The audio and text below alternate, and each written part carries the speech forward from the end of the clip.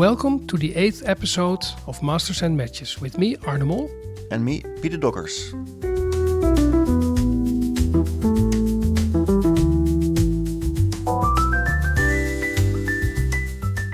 Peter, today we're going to talk about a very famous candidates tournament.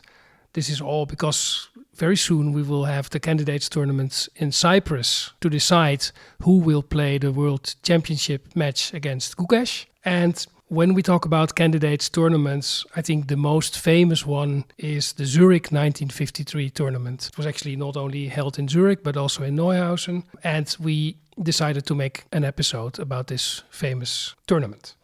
Peter, can you start by giving a bit of background on the tournament? What was the situation in the world of chess around that time? Yes, definitely. Let's start with the situation after the Second World War. In 1946, Aljegen suddenly passed away in Portugal, so it was not so easy to continue the World Championship to figure out who was going to play next, right? And so FIDE organized a World Championship tournament in 1948, and there were 5 participants: Max Euwe, Mikhail Botvinnik, Paul Keres, Vasily Smyslov, and Samuel Reshevsky. And this tournament was won by Mikhail Botvinnik, who thus won his first World Championship title of many to come, actually.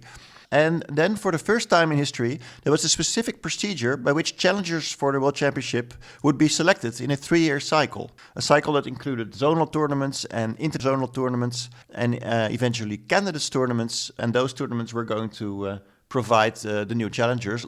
Actually, the same as we have today. We know that there was also a long period at some point where there were candidates matches, but yeah, they actually started with tournaments, and now back in the 21st century, we also work with tournaments to decide a challenger.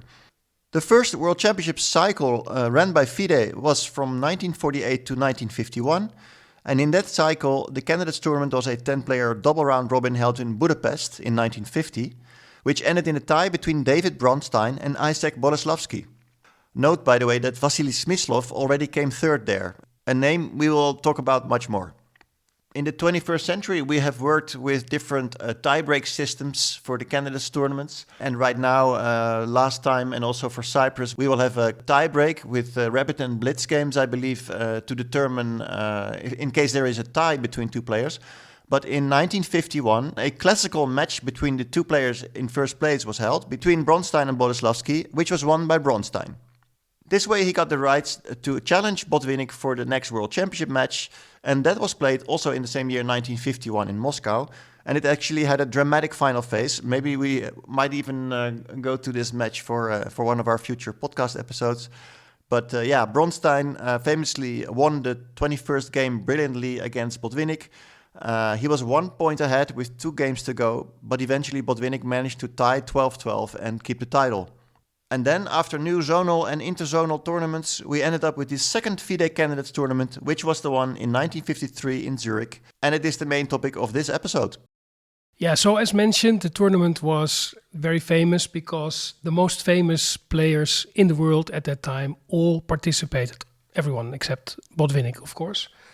So who were those? Well, some of them, or most of the names, will be very familiar to you. I will read them in alphabetical order. It was Averbach, Boleslavsky, Bronstein, Euwe, Geller, Grigorich, Keres, Kotov, Najdorf, Petrosyan, Reshevsky, Smyslov, Stahlberg, Szabo, and Taimanov. Very famous names, and most of these players had also brought their seconds to the tournament. Also some famous names there. So the second of Grigorich was Trifunovic. For Taimanov it was Floor. Najdorf had Bolbochan. Andor Lilienthal was the second of Petrosyan. Boleslavsky had Sokolsky as his second, well known for the Sokolsky opening, 1b4. Bondarevsky was Geller's second. Simagin was Smyslov's second, and Tolush was the second of Keres. Only 2 players didn't have a second there. Those were David Bronstein and Samuel Reshevsky. And perhaps that played a crucial role in the final standings, because having no second in such a huge tournament with 15 players, each playing each other 2 rounds, no help from anyone, that must have been really tough. Yeah, as you're mentioning, we hadn't even mentioned it before yet, but this was actually a really long and grueling tournament. It was held between 29 of August of 1953 and 24 October 53.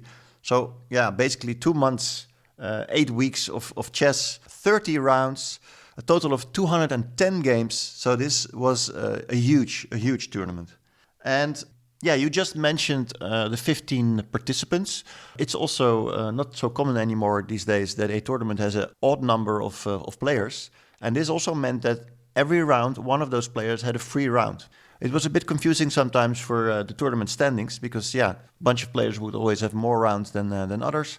But after the 15 rounds and after the 30 rounds, we can see standings with everyone on the same number of rounds, basically. And yeah, we will talk about that soon. But before we do, why don't you explain a little bit how these 15 players actually had qualified for Zurich 53? Yeah, so the top 5 from the Budapest 1950 tournament qualified. Then there were 8 players from the 1952 Interzonal in Sweden. And there were also some special invitations by FIDE. So Samuel Reshevsky was one of them. And Max Euwe, the former world champion, was another one. Euwe was, by the way, the oldest participant in the tournament. They had actually not been able to play in the Budapest 1950 tournament. Reshevsky couldn't because he didn't get a visa to get into Hungary. And Euwe was a mathematics teacher in Amsterdam, and that made it difficult to travel at that time of year. By the way, Euwe was a teacher of my mother's, who was not yet at the school that he was teaching, but a few years later she was. Notably, 9 out of the 15 participants were from the USSR. And it's a bit of a coincidence, but I recently saw the 2017 movie The Death of Stalin for the second time. It's a great movie, and it kind of explains that period in time, because it was a period of political turmoil, as Stalin had died in March of that year. And in June, 2 months before the tournament started, the first deputy chairman of the Council of Ministers and Stalin's chief of the secret police, Lavrenti Beria, got arrested. That was a big thing as well back then.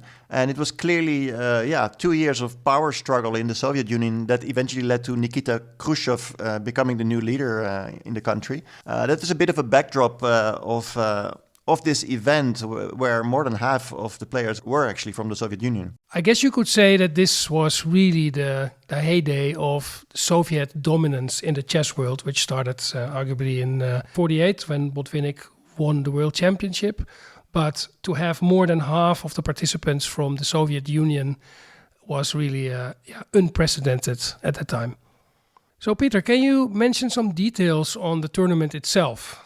We mentioned that it was held in Neuhausen and Zurich, but what were some of the other specifics of the tournament? Yeah, well, it has been estimated that the tournament cost about 100,000 Swiss francs to organize. And based on inflation, this would have been the purchasing power of approximately 450,000 Swiss francs today, which is roughly 500,000 euros. And the first prize was 5,000 Swiss francs, which is actually the equivalent of about 25,000 euros these days. Interesting to note also is that at the opening ceremony, there were speeches by the FIDE president Volgo Rogard from Sweden, but also Taimanov spoke on behalf of the Soviet delegation and Najdorf on behalf of the rest. And apart from those speeches, there were more interesting things happening. For example, actually 2 participants were actually known for their musical qualities. And during the opening ceremony, it was Smyslov who sang. He sang an aria from an Italian opera. And Mark Taimanov, actually quite a famous concert pianist as well, alongside his chess career, he played some compositions by Tchaikovsky.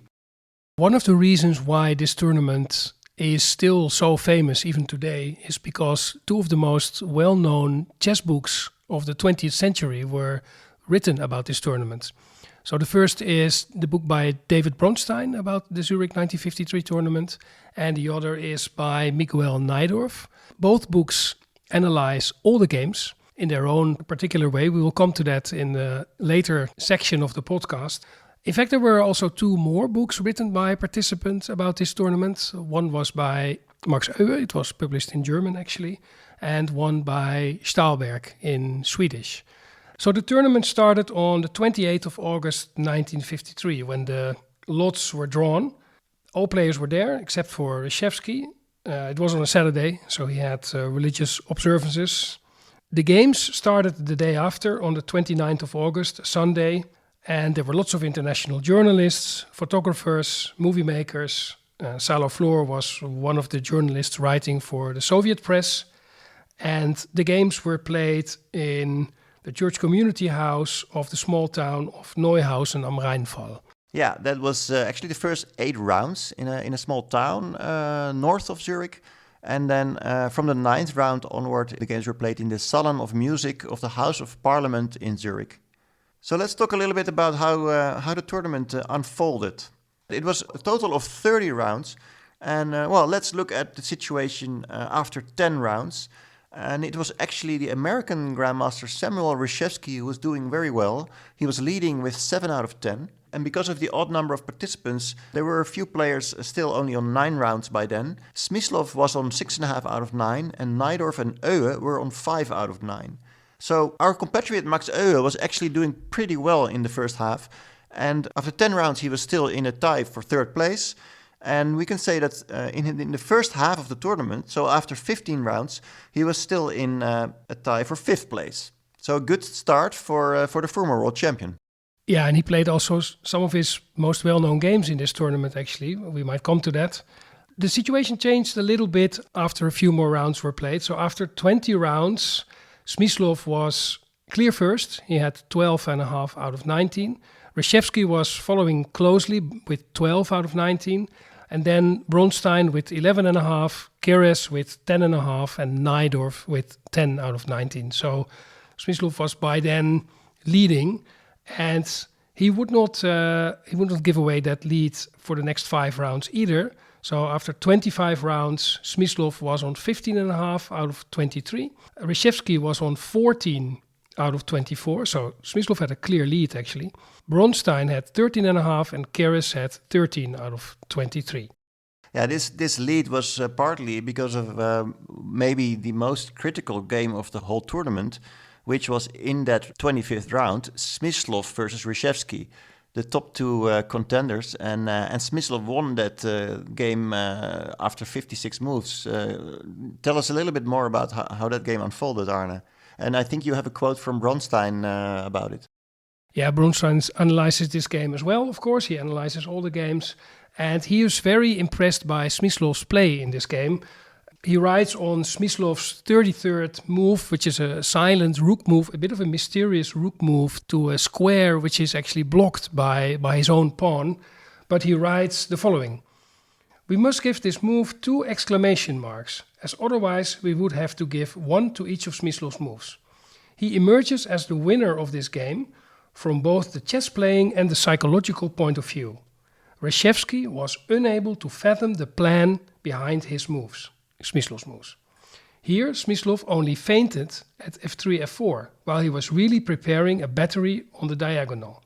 And then Smyslov wins this game because Reshevsky could not make sense of it. And at the end, Bronstein writes, this game decided first prize for all practical purposes. Smyslov displayed all his best qualities. So quite some praise from Bronstein. And indeed, by then, Smyslov was leading, and that would continue to be the case, right? Yeah, definitely. And it was actually after 29 rounds, so after the penultimate round, that Smyslov had already won the tournament because he was on 17.5 out of 27 versus 15.5 for Bronstein, Reshevsky, and Keres. And what I found interesting that winning Zurich 53 was actually Smyslov's first international tournament victory. He had done well a few times already in the Soviet Union, but he hadn't played that many events yet outside of the country, and he hadn't won a tournament yet. Also, very impressively, he lost only 1 game out of 30 rounds, and drawing in the last 5 rounds was enough for him to keep the lead. Yeah, and if you look at the second half of the tournament, who were the players who did best, relatively speaking? Yeah, so comparing the 2 halves, because as we mentioned before, all the players played each other twice. This is the same as in modern times, and also in Cyprus, players will play everyone both with white and with black. But because we only have 8 players, it's 7 times 2, it's only 14 rounds. But with 15 players, you end up with 30 rounds. And the first half, Smyslov won with 9.5 out of 14 ahead of Bronstein and Reshevsky. But the second half, it was actually Paul Keres who won, won between quotation marks. He scored the best of all with 9 out of 14. And Smyslov was still second best, together with Geller, who both scored 8.5 out of 14 in the second half. But yeah, as we mentioned, the tournament was basically at least 14 rounds too long for our compatriot Euwe, right?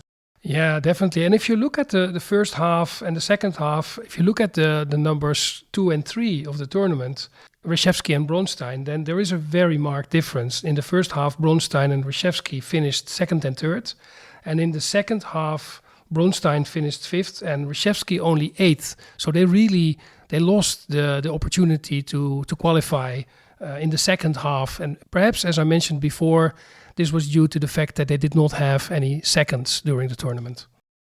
We are Dutch after all, so I keep mentioning Euwe, obviously, and the striking difference of the quality of his play in the two halves of the tournament.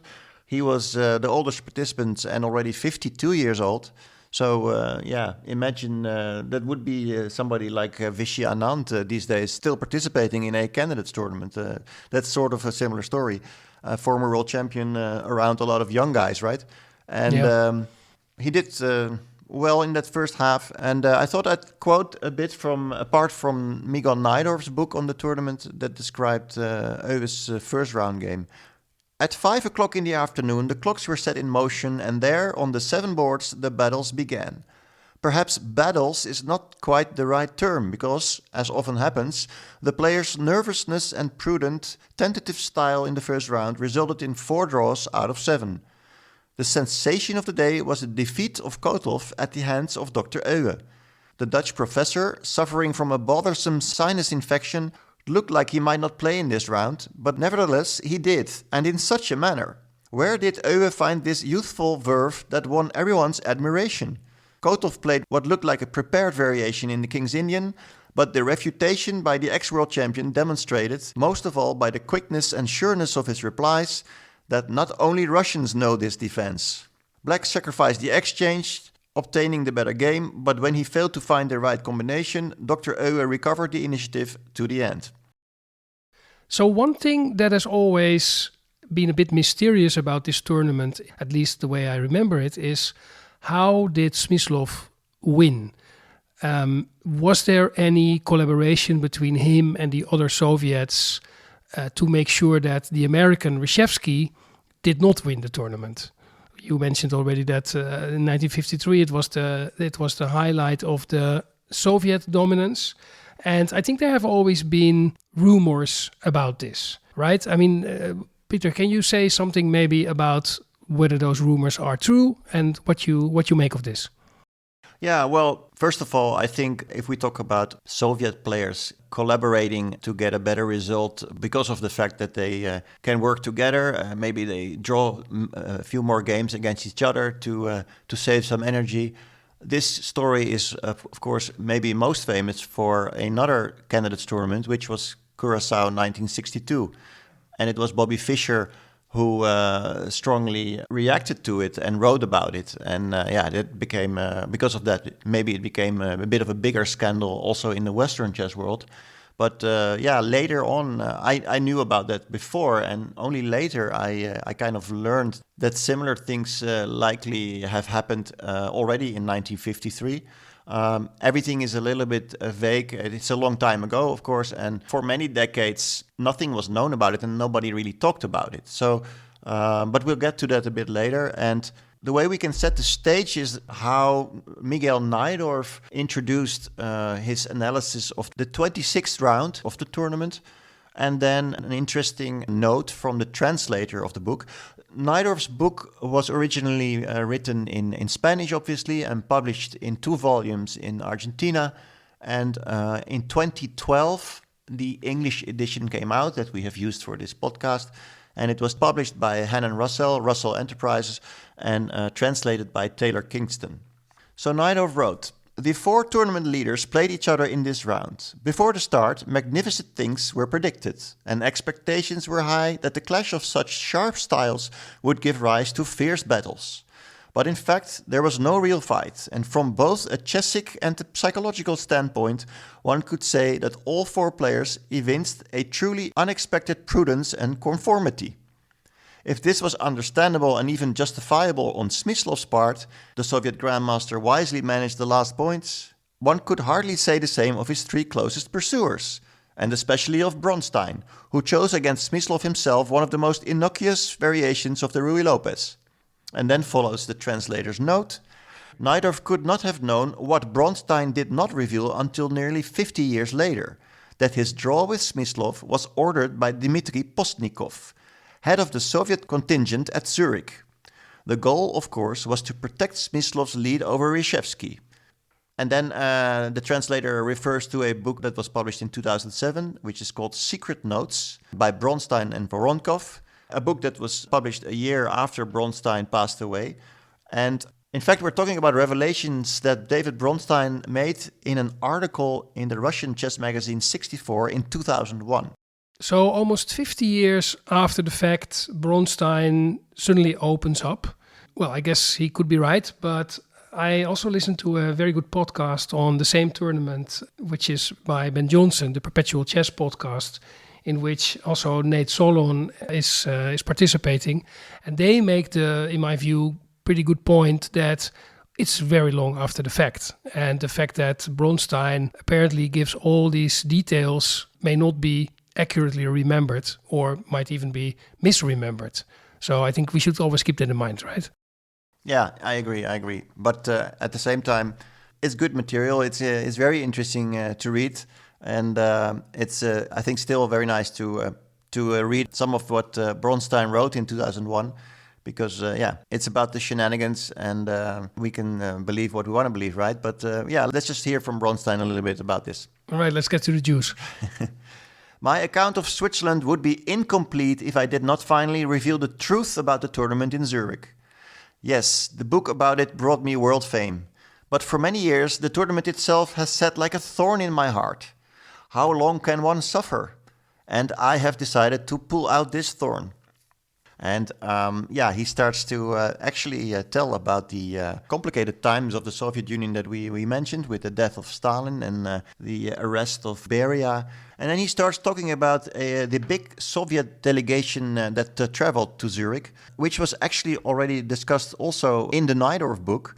Let me start with that first. Najdorf wrote, the Soviet delegation, headed by Mr. Postnikov, had its own doctor and various other assistants. Among its provisions was abundant Russian chocolate, plus caviar, vodka and cigarettes, even though by strict orders the players were not to consume alcoholic beverages, and except for Geller, none of them smoked. But back to Bronstein, who, as I said, also talked about the delegation. The leaders of the delegation, the deputy head of the sports committee, Postnikov, his deputy, Moshintsev from the KGB, and Grandmaster Bondarevsky, who worked for both of these organizations, inflamed passions, all the time reminding us that on no account must Reshevsky be allowed ahead. If he had qualified for a match with Botvinnik, we would all have had to pay for it. Just think, 9 Soviet participants unable to stop one American. It's interesting, of course, in hindsight, because we all know what happened in the decades to come, culminating in the 1972 World Championship. Yeah, that's very reminiscent of that. But as bad luck would have it, Reshevsky in fact took the lead together with Smyslov. This unsettled our triumvirate. To be honest, this was a word I had to look up, and it actually means a group of 3 that are trying to achieve a certain goal by some shenanigans, let's put it that way. And before the 13th round, when I was preparing for my game with Reshevsky, they came to my room. I thought they had had one too many, and stated that the following day, despite the black pieces, I had to win. It was an order. There was nothing to be done, and, contrary to my habit, for 5 hours I did not get up from the board. I displayed my zeal. In time trouble, Reshevsky, as usual, wanted to confuse me, but he met his match. The adjourned position looked only slightly better for me, but fortunately, a study-like way to win was found. So that's one example of Bronstein actually following orders to go for a certain result in this tournament. Maybe I do find it quite odd that you can order someone to win in chess, right? I mean, if only it were that simple. It's a little too much for me. Maybe, yeah, it's true, yeah. But I'm continuing. At some point, they also summoned Keres to the shore of the Zurich lake, and over the course of 3 hours, tried to persuade him to make a quick draw with white against Smyslov. Maybe that's a more believable story. Yes. So that in the next round, the latter would be able to assail Reshevsky with all his might. I was told of this that same evening by Tolush, Keres' second. Keres courageously withstood the pressure. Perhaps he promised to think about it, but he turned up for play in a fighting mood. But he was all flushed and agitated, and I saw that he was not in a fit state to play. This was also noticed by Smyslov, who suddenly came up to me and asked, "Why is Paul looking at me so maliciously? Have I offended, what?" I didn't know what to reply, and I kept quiet. Suppose Smyslov didn't know what was going on. Keres lost, of course. And then the morning of that game between Bronstein and Smyslov that we already discussed, so I think this is the 26th round. On the day of my game with Smyslov, at about 12 o'clock, Mosinchev called in on me. "Have you already been to see him?" "No." "Then let's go." And he literally pushed me along to the neighboring room. "Go in, Smyslov is expecting you." Although we were neighbors, I had not once called in on him. Now, under escort, I had to knock. "Come in." I go in and see a depressing picture. By the window, not looking at each other, two of them are sitting, Smyslov and his second, Simagin. I say hello and go up to them. Simagin averts his eyes and demonstratively looks out of the window. I talk about the weather and about some other triviality. Smyslov nervously interrupts me. "No, Devi, tell me, what are we going to play?" I mumble something. "No, what are we going to play?" And unexpectedly he says, "Keres played for a win, and he lost." It became clear to me that right from the start he knew all about this devilish spectacle. So yeah, quite detailed indeed. Bronstein telling all these stories of different players getting orders from above to go for certain results. I guess, yeah, at some point it must have become clear, maybe after some 10 rounds or so, that it was Smyslov out of those 9 Soviets that had the best chance. He was doing really well. And then, all the bets went on him, and he was given preference by the leaders, by the delegates of the Soviet Union, and the other 8 Soviets just had to follow their roles, right? Yeah, one thing that is interesting to maybe quote is Bronstein's comment on the game that he played against Smyslov in the 26th round. So Bronstein played the exchange variation of the Ruy Lopez, so he took on c6 after Smyslov played a6 on the third move. And despite all the claims that he made later in 2001, he writes absolutely nothing about this in the tournament book. In fact, he writes the following. For bishop takes c6, one of world champion Dr. Emanuel Lasker's favorite variations. He employed it at the St. Petersburg tournament of 1914 to score a famous victory over Capablanca. Since then, Black's defensive strategies have been worked out to the tiniest details. Consequently, this variation is seldom employed anymore and is considered drawish. And then he gives the remaining 15 moves or 16 moves without any comment. So it's quite interesting to compare his revelations from 2001 with what he wrote in the tournament book. Yeah, right. And in fact, in 2001, he wrote about this. As soon as Smyslov played a7, a6, I took his knight with my bishop. And it had to happen that at that moment, Reshevsky was walking past. On seeing my move, he stopped and made an expressive I can still hear that sound, because the shame has not gone away. Yeah, Arne, as you said, you have read more or less from cover to cover the 2 famous books about this tournament. And I think it's time we also talk a little bit about those, because they definitely helped building the fame of this Candidates Tournament, right? Yes, I would say that Bronstein's book on the tournament is probably the most famous chess tournament book ever written. And I think there is a case to be made that it is the most influential chess book of all time.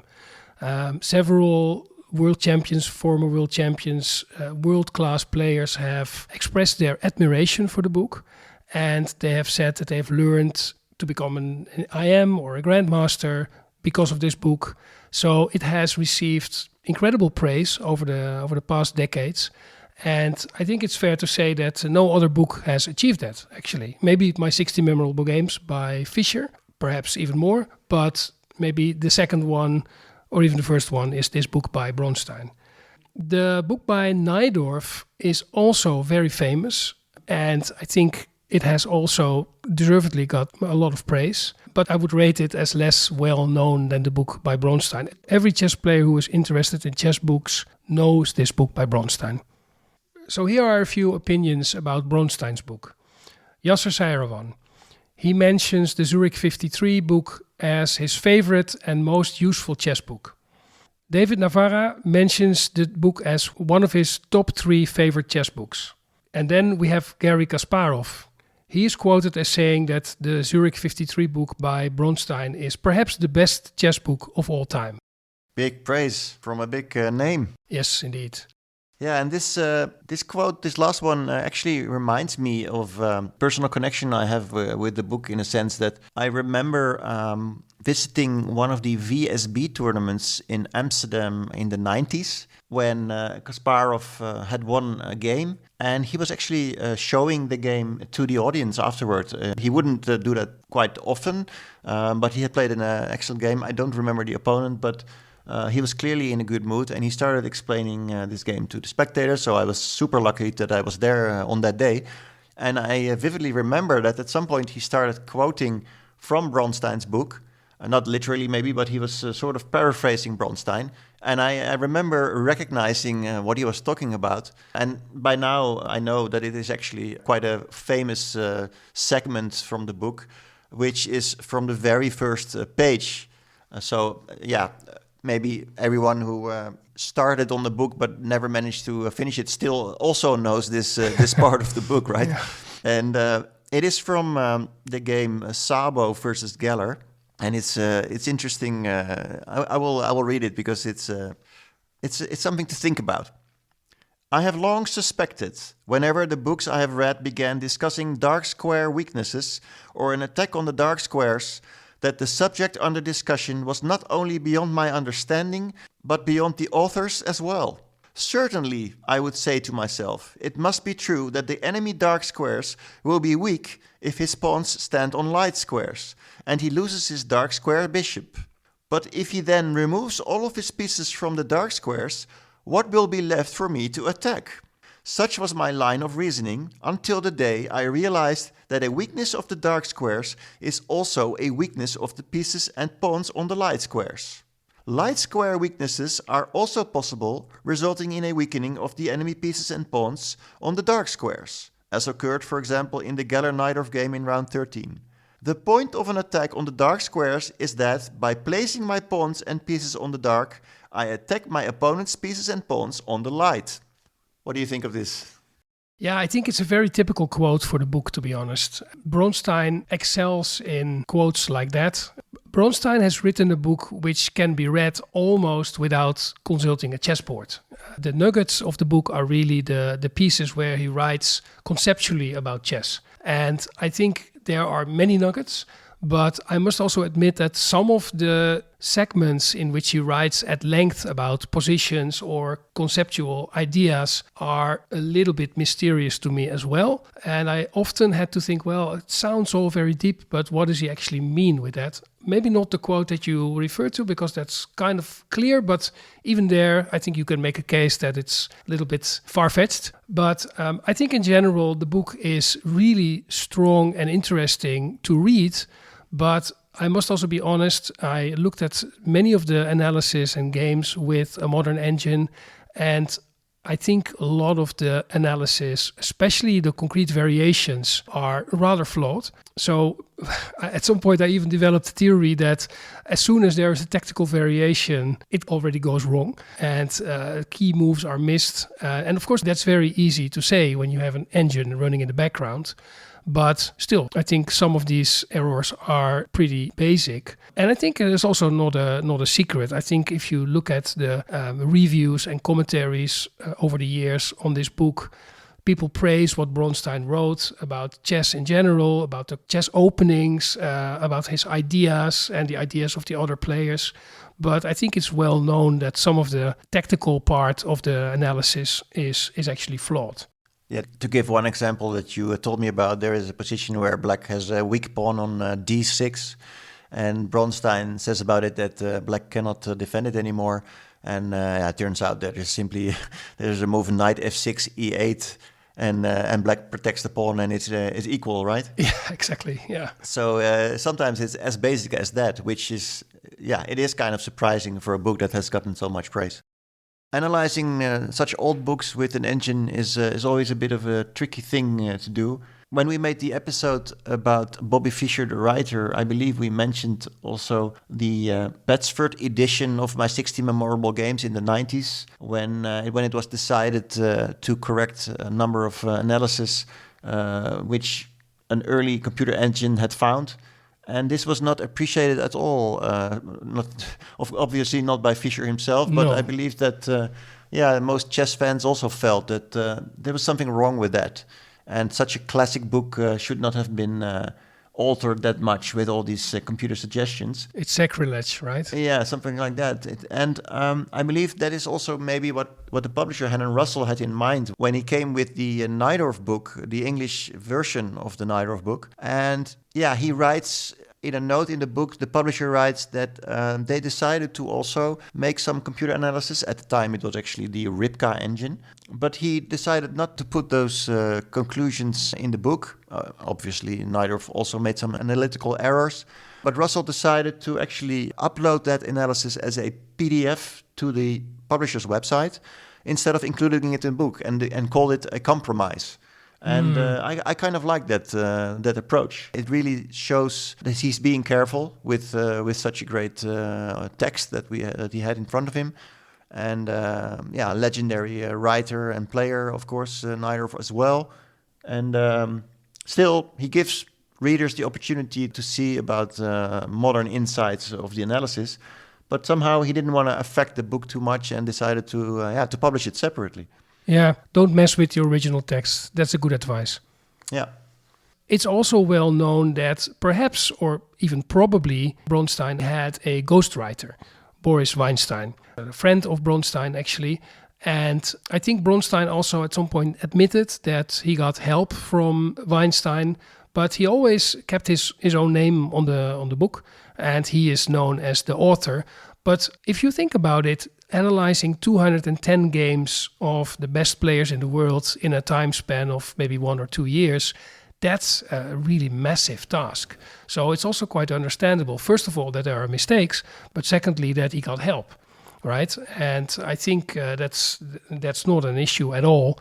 It's just a question, which part are from Bronstein and which part are from Weinstein. Yeah, it's also another case where things were never really super clear because it was in an interview in 1993 that Bronstein revealed that much of the text was actually by Weinstein, his senior friend and mentor.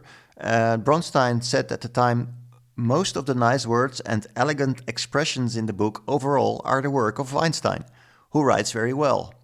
Of course, the analysis and technical concepts are mine, as are the views on my rivals. But it may be said that a large part of the text is by Weinstein. But interesting to note is that when Weinstein himself wrote an article in 1984 in the Russian magazine 64 on the occasion of Bronstein's 60th birthday, he called it Bronstein's book. David Bronstein wrote first of all about chess as an art. His book International Grandmaster Tournament, of which more than 300,000 copies were sold in this country alone, is not a collection of chess games with commentaries but a real literary work. The author has in many respects assumed the style of Arthur Haley. He is only one step away from becoming a professional novel writer, and I wouldn't be astonished if this step is made before the end of the century. So full of praise for Bronstein, and Weinstein not mentioning himself at all. Yeah, so overall I had quite mixed feelings about the book. I must say that I think at the time this was an absolute masterpiece and groundbreaking in its conceptual setup. The book was really talking about chess in a fundamentally different way. I must admit that I read this book when I was already a little bit older, so I didn't read it when I was a junior player. But if I had read it, I'm quite convinced I would have been a stronger player, because it describes chess in a completely different way from, if you look at the games from Morphy or Capablanca or even Alekhine. I think this is a really different way of looking at chess. How he describes the development of openings like the Nimzo Indian or the King's Indian, the complexity, the nuance and the subtleties on those openings, and also how the players dealt with it throughout the tournament. Yeah, that was really something else. And this, I think, is the legacy of the book rather than the analysis or the correctness of some of the evaluations. Because if you look at some of the evaluations, you will find that when Bronstein says white is winning, the engine might say, well, it's actually still equal, or the other way around. So I think that's really the value of the book. And if you look at this book now, it's good to consult an engine, but it's more to immerse yourself in the games, in the openings, and in the thoughts of the players, rather than to learn about theoretical lines or maybe even end games, because there are better books on those topics, to be honest. And speaking of better books, in his preface to the Najdorf book, Andy Soltis writes interestingly, "In the half century since Bronstein's work was published, it was hailed as the perfect tournament book. It is, of course, a classic, but it might be just the second best book written about this tournament." So, what do you think, Arne? Is Najdorf's book better? I must say that I think it is better. First of all, it's not to be underestimated that you get a much better sense of the tournament and the settings and the players in the Najdorf book than you get from the Bronstein book, because Bronstein doesn't mention anything or hardly anything about the tournament situation, about the players, and about maybe the tension that was there. Sometimes he hints at that, but often not at all. And I think Najdorf does that in a much better and a more human way. He has all these introductions to the round. Yes, exactly. So he describes the situation at the round. He describes how the players felt. He describes some anecdotes. It's just a much more lively report of the tournament. And I think also if you look at the quality of the analysis, Najdorf's book is definitely not worse. In fact, I think sometimes Najdorf understands the players and the concepts that the players had during the game better than Bronstein in the analysis. So I think Najdorf's book is undeservedly less known than Bronstein's book. I can understand why Bronstein's book is more famous. Like we mentioned, all the nuggets and the special way that he looks at some of the opening developments. But Najdorf's book really deserves to be read as well. And I think if you compare both, you will find that often Najdorf's way of commenting on the games is much more pleasant. But okay, it's a tournament in itself. We have discussed the books. A total of 4 books were written about it. It was definitely something very special. And as a result, there was also quite a number of very nice and very famous games played at that tournament. As you mentioned, maybe 3 of Max Euwe's most famous games, best games maybe, were played in this tournament when he was 52 years old. And personally, I mostly remember his black victory against Geller. Yes, indeed, yeah. Another famous one was Aberbach versus Kotov, one of the many King's Indians. And this one is particularly famous for Kotov's combination, where he sacrifices a queen on h3. And as I understand, this move is even mentioned on Kotov's tombstone. Wow, I didn't know that. One other famous King's Indian game from this tournament, I mean, there are so many King's Indian games, it's a King's Indian tournament, I would say. But for me, the most iconic King's Indian game of all time is actually played in this tournament. It's the game Taimanov against Najdorf. I think every King's Indian player should know this game by heart, to be honest. It's a game in which the Mar del Plata variation is played, so Basically, white attacks on the queen side, black attacks on the king side. And this is a game where all black's pieces participate in the attack. So a queen, 2 rooks and 4 pieces are attacking the white king on the king side. And that's really the dream of every King's Indian player. Yeah, and returning a little bit to the theme of dark squares and light squares. Of course, all these King's Indians are games that are usually centered on the dark squares. But I remember there's also a famous light square game, in the sense that when we talk about the game Reshevsky versus Petrosian, it was actually Petrosian's most famous exchange sacrifice when he played his rook to e6 on the 25th move, sort of starting a blockade on the light squares where his own light squared bishop became really strong. And it was immediately clear, well, at least to modern eyes, it's immediately clear that black is actually not worse at all, even though he's an exchange down.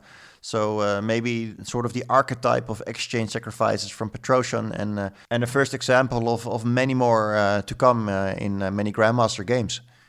There is also a famous endgame. So it's not only about chess openings, it can also be about endgames. There is an endgame which was featured in Grigorich versus Euwe from the 22nd round. It's a rook endgame in which white wins with 4 pawns against 3 pawns. He tries to create some activity on the king side with pushing his pawns up the board. And I think objectively it was still a draw, but he managed to win this game. And this is a classic rook game example where you can win with 4 against 3. By winning Zurich 53, Smyslov qualified for his first World Championship match. That took place in 1954 in Moscow, and just like Bronstein, Smyslov could only tie the match 12-12, and so Botvinnik retained his title. Smyslov would then also win the Amsterdam 1956 Candidates Tournament, and this time he did beat Botvinnik to become the 7th world champion of chess in 1957. So in the end, Zurich 53 was won by Vasily Smyslov, but I think we all remember this tournament because of Bronstein. And I think it's only fitting if we end with Bronstein, because he is the one who brought this tournament to life for many generations. And everyone who reads the book will still feel that it comes to life through his comments. So how did Bronstein look back at the tournament himself when he spoke about it in 2001? Yeah, this article has a very nice ending, and I thought it would also be a nice ending to this episode. So I will read it now. Bronstein said, "When I returned at that time from Zurich to Moscow, already at the airport I experienced a great relief. Boris Samoilovich, he is referring to his friend Weinstein, was alive and well, and, as usual, was the first to meet me at the bottom of the ladder. Soon he conceived a strange idea. He began trying to persuade me to write a textbook on the middle game, based on the Zurich games. Because of all the dirty goings-on, I didn't want to remember about the tournament. But he was persuasive. 'David, soon everyone will forget about your play, but they will remember the book,' and I capitulated. But in the first edition, 2 games, with Geller and Smyslov, were left practically without any commentary. I thought that this would be a broad enough hint, but on this occasion too, it would seem that no one guessed anything. Weinstein proved far-sighted. In chess life, I have been cast by the wayside, but the book Zurich International Chess Tournament lives, is republished, and comes out in different languages. And, I think, it will outlive me by a long time." Well, we are recording this podcast 25 years after Bronstein wrote these words, so it's pretty clear that the book and the tournament is still outliving him. Yeah, he's right. I hope the Cyprus tournament is similarly long-lasting and we can enjoy all the games that will be played there. Absolutely. Arne, thanks for another nice episode, and see you next time. See you next time.